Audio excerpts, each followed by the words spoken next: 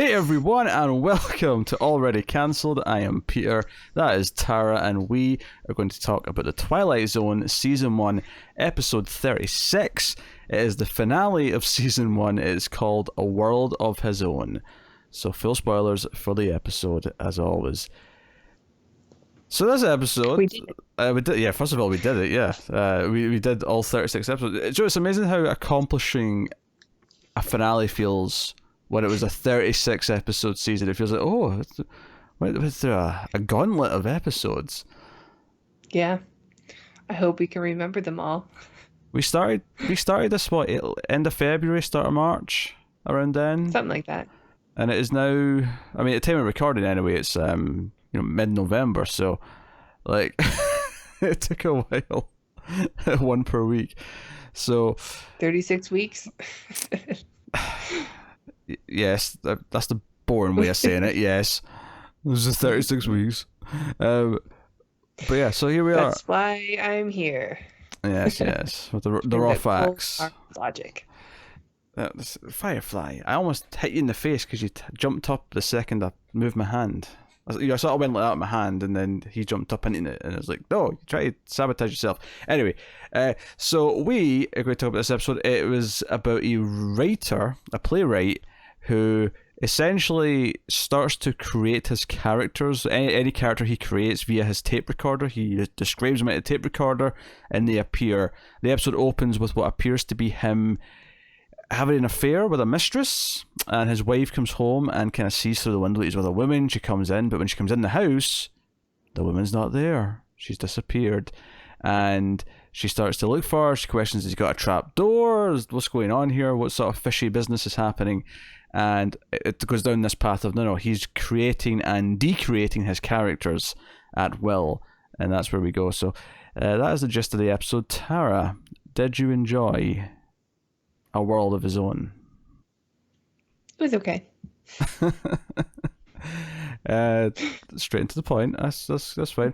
Yeah, I thought it was not bad. I think I wasn't necessarily feeling it at the start because I wasn't sure what it was doing, and then I got a little bit of amusement out of the hijinks of the wife trying to look around, like, under the desk and things like that. Yeah. There were, a couple of twists that I enjoyed in the episode, at least. Like, some of them were kind of obvious, but I still really liked them playing out. And then there's, one at the end, which was a bit meta, but I liked it too. And it was a fun episode. It reminded me a lot of like a Neil Simon play or something on a Twilight Zone episode. I like the dialogue. Yeah, no, I think the performance of the man in particular, George West, he, like, see when the wife, like Victoria, sort of says, you'll never believe what I thought I saw through the window, and she says, oh, I thought I saw a woman in here with you, and the way he laughs, and they laugh together as she says that, as if he's like, oh, that's ridiculous, ha ha ha, like the way he laughed, like, made me like, I'm actually starting to kind of like him, and I shouldn't be rooting for him because, it's from our perspective, he was just cheating on his wife. But for some reason, that his tone and the way he was carrying himself was making me kind of wanting to root for him. And then, of course, once he reveals everything, now don't get me wrong, we can have an entire moral debate here about the psychology of this episode and about how unhealthy his behavior is and what it's like talking about and so on and so on. Which is maybe the biggest failing of the episode is it never really makes a point about any of this. It just kind of does it and it never really kind of says, hey, maybe he's kind of screwed up for treating people like this, or maybe he's this, and maybe I'm reading too much into it. Maybe it is purely about a writer's creations as opposed to someone's relationships with real people, if you want to go down that path. Maybe that's why the episode doesn't even attempt to sort of explore that. But Do you think this is a lot of like how Serling feels about his characters too, that he creates? yeah, they come to life and then he has to kill them when it's time to let them go. Yeah, or like he feels bad like if he neglects the character for a little while or something. Maybe it's something a lot of writers go through. I don't know. Yeah, I mean, it could be that, but I think the problem with that, and I actually think the episode's a lot of fun to watch, because once it gets going, once they're playing off each other a lot, and then once he actually reveals what's going on, and he, like, recreates the woman again, he recreates Mary, the mistress, and she shows up, and then he creates an elephant in the hallway to stop her from leaving the house. Also very funny. like all that stuff played really well. But I think the reason why I'm saying it fails to make a point about what it's doing is because while I'm sort of arguing with myself and saying, okay, yeah, sure, maybe it's making more of a point about the writer side of it rather than the actual person with relationships, so much of it is like relationship focused that it's hard not to watch the episode and think about the psychology of like how unhealthy he is, and how I mean, he is trying to save a marriage throughout the whole episode. yeah, fake marriage. Yeah. Because the big twist Well, is if the that marriage is fake and the mistress is fake, then he's real cheating, right? well, I don't. For me, the moral debate here isn't really about the cheating because ultimately it doesn't really matter that he's cheating because no one's real except him. But they are real. But the point I'm trying to make is that it's more the unhealthiness of like the idea that he makes his perfect woman, he makes the perfect wife that he thinks he wants, and we don't know how long it's been since they got married, since she was created, because obviously the big twist is that he goes into a little safe and he's got the tape that her character was created on, and she doesn't believe him, she throws it in the fire, and then she disappears. And that's kind of like her ending. And he's going to bring her back. He gets his tape recorder. He's like, you know what? No. A second thought, I'll just bring Mary back, and I'll get a younger, blonder one for a while. I'll just make her my wife, and because Pygmalion.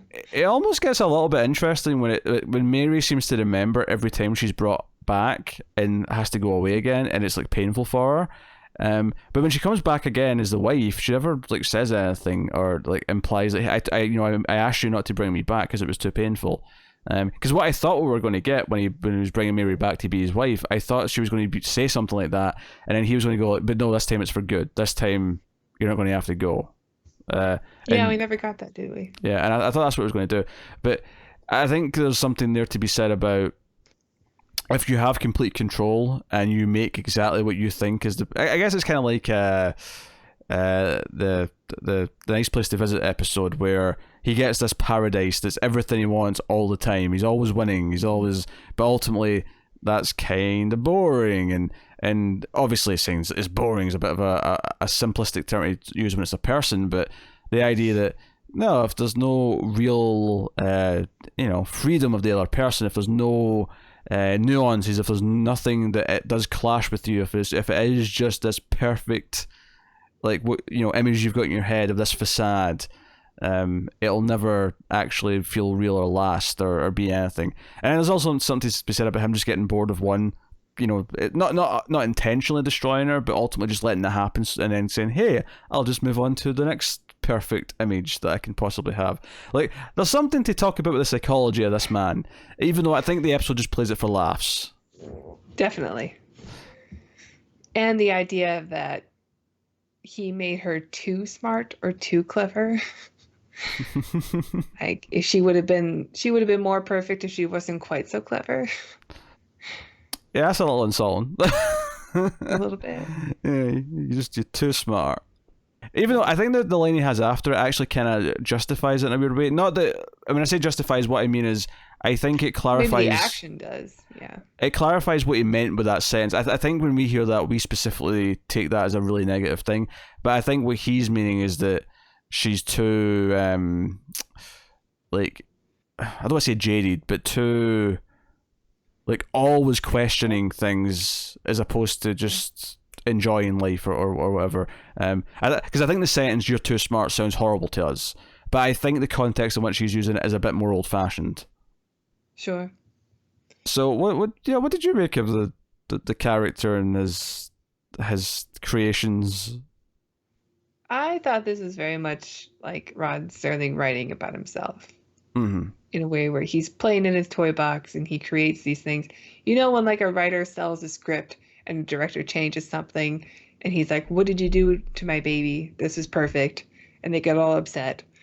And like, it's kind of like that. Like, these are his babies, his creations. And maybe in his mind, they do have like a life of their own. And he's their God, their creator, and feels responsible for their happiness in a way. I don't know. I did read that the way this playwright would create something by speaking into a recorder is how Rod Serling would do it. Like he would speak into a recorder and then like a secretary would write it up or something. Oh, interesting. I will say I do have a problem with the meta joke at the end. I think it gets it wrong. If that's I don't know if that's a weird way to say it. Yeah, I was thinking it was the other way around too. Yeah, but because the twist of it was like, oh, that's a bit unexpected. Because what happens is that Rod Serling appears in the scene at the guy's desk, and this, by the way, this entire joke only exists because it's the season finale and there's no next time on to tell us about. So it's basically just filling that 30 seconds that we otherwise normally have. Yeah. Because we still get narration from him after this when the story's over, but this little 30-second joke is just here to fill that time that we've lost from not having the next time on Twilight Zone. So sure.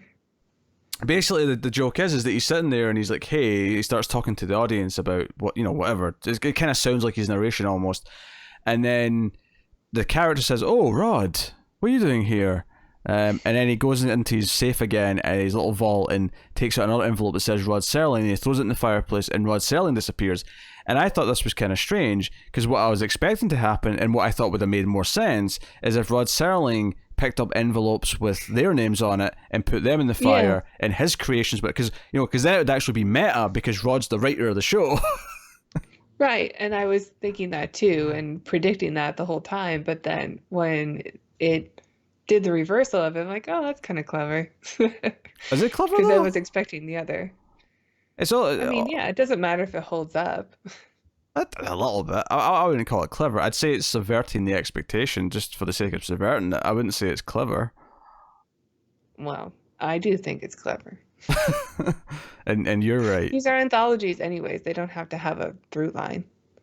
No, that's not really. I did a little twist on its own needs to make sense. But no, you're right. Meet the Robinsons told me that Tara's always right. Even when she's wrong, she's right. I don't think I like your tone.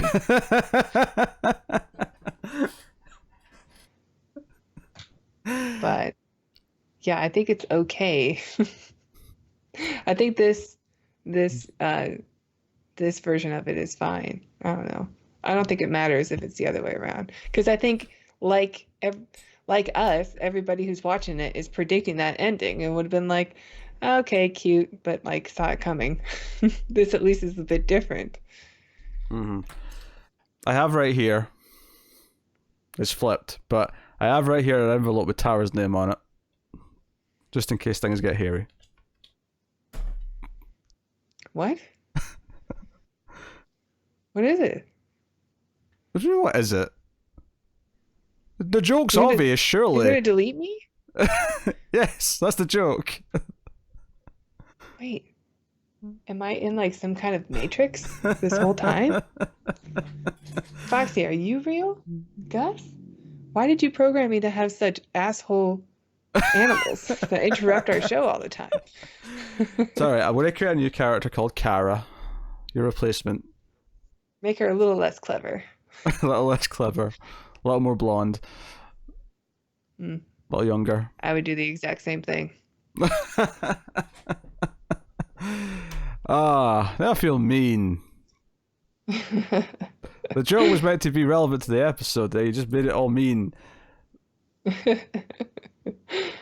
think the episode's fun. I think what I'll say about the episode is that it's a very pleasant watch. The characters are kind of fun to be around.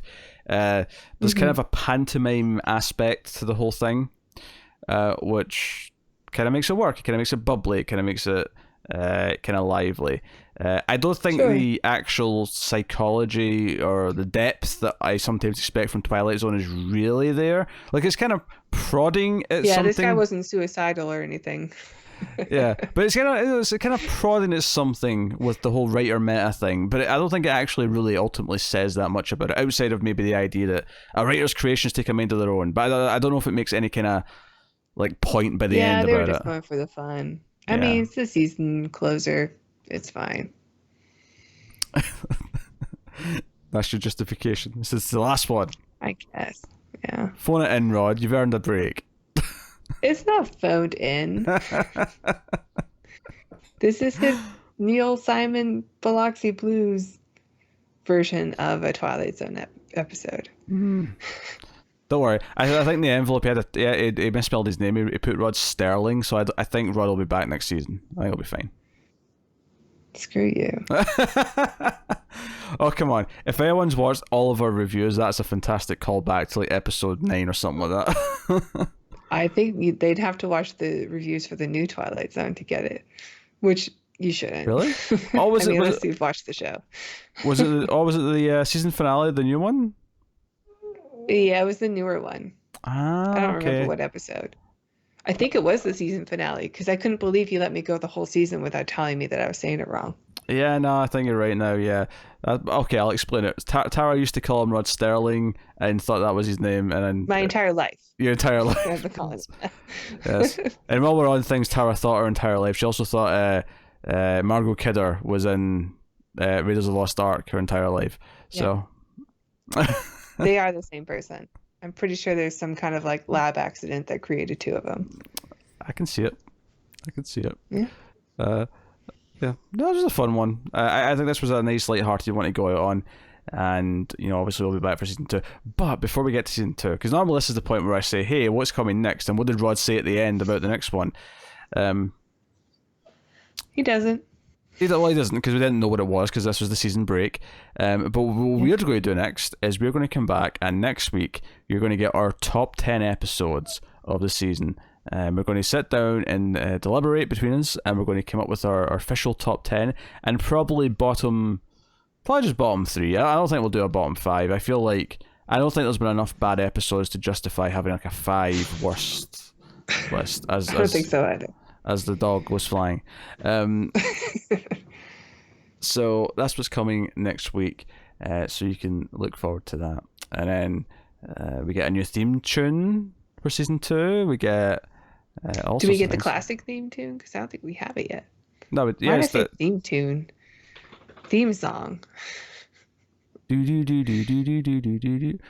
What's wrong with theme tune? It sounds wrong. A theme song would imply lyrics, though. Yeah. Okay, how about this? It still sounds wrong. Theme music. Okay. Or opening theme, I also like, so. Yeah. Melody. Are these all suitable? Yes. You may proceed. Because Tara's always right, even when she's wrong. So... Don't like that tone. Oh, sorry. Because Tara's right, even when she's wrong. They just changed the pitch. Tara's right, even when she's wrong. Okay. I can't do it anymore. I had 3 tones for you. I can't think of any other ones. But that is has been the Twilight Zone season finale, and hopefully you've enjoyed journeying through the season with us. But we do have one more season 1 episode to come from us. Not an episode of the show to talk about, but an episode from us, which is our favourites of the season, and we'll have that next week. So look forward to that. You can, of course, let us know what you thought of the episode in the comments below. You can like and subscribe. And you can ding the bell, make sure you get the notifications on YouTube. You can support us by rating the audio podcast on Apple Podcasts. You can do that. Give us a 5-star review maybe, and that helps us out. More people will find us, that kind of thing. Help spread the show. Share us on the social media. Tell your friends about us. Patreon is the next thing, which Tara's going to tell you about. Yeah, if you like what we do for some reason, you can check out our Patreon page. It's patreon.com/MalfuzzTV. And donating as low as $1 per month will get you bonus content, including bonus bits of, I don't know, a question that maybe gets asked or a conversation that doesn't really belong, but we talked for 20 minutes anyway on it. They now get edited out and added to patrons. So yeah, go check it out. Yeah, do that. You can also, of course, let us know things on Twitter at @mail_fuzz. That's not what I meant to say, but that's the point was to plug the Twitter and say, hey, go to Twitter at @mail_fuzz is what you want. But that is us. That has been Twilight Zone season 1 episode 36. We'll be back next time with a top list of the season, and then move on to season 2. So thank you once again for watching or listening. We always appreciate it. Keep watching TV, guys, in the Twilight Zone.